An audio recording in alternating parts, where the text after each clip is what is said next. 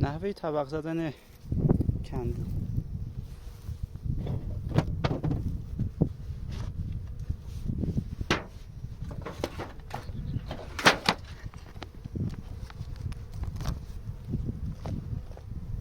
نگاه کنید اینجا سر قابو تقریبا سفید شده.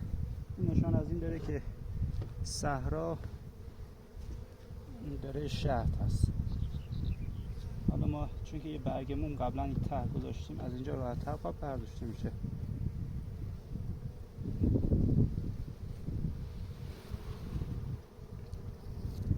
نگاه کنید این قاب آخره. برگ موم بوده، ملکه تخم‌ریزی کرده، تخم‌های سربسته.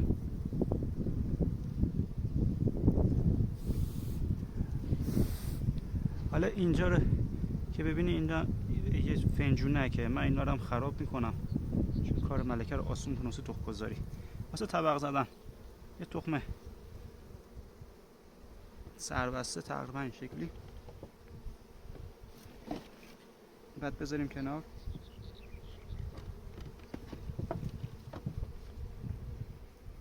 یه 2-3 تا قاب تخم بیاریم بالا دیگه، زنبور راهش رو پیدا میکنه. خب همچنین جای این زنبور فشرده بوده، نگاه کنید خیلی فنجونک زده برای شاه. نگاه کنید من اینا رو همینجوری خیلی راحت تخریب میکنم. حالا این قاب تخم برشته هم میکشم بالا.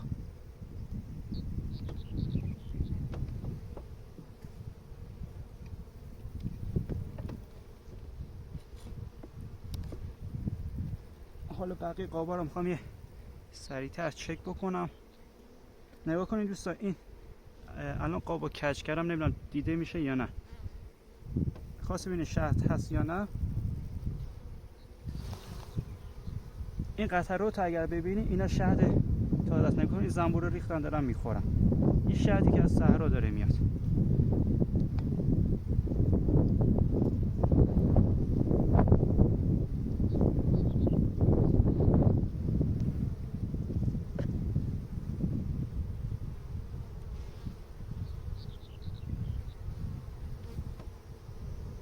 خب ما 2 تا قاب تخم کشیدیم بالا.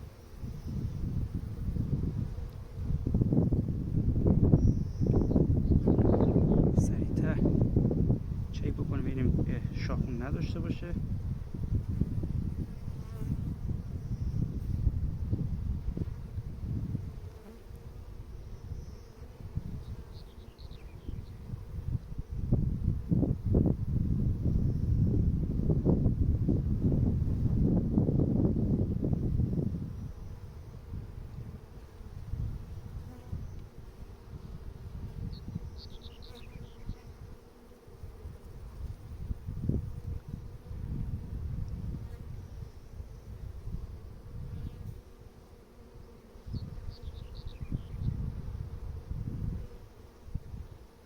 کندوی 10 قاب الان دیدی که قاب آخرش هم تخم بود.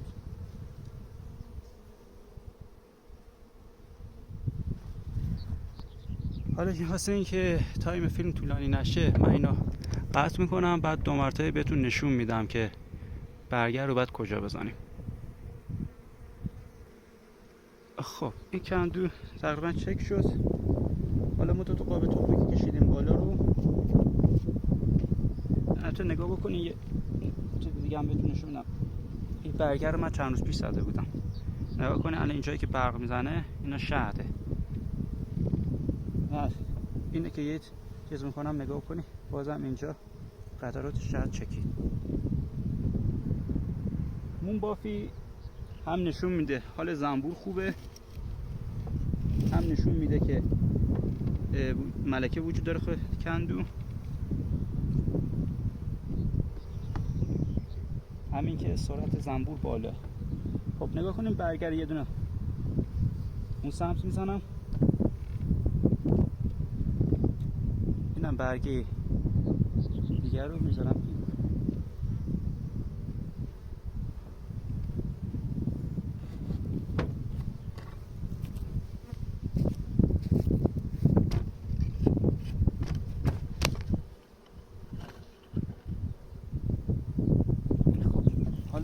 طبقی که ما 2 تا قاب گذاشتیم داخلشو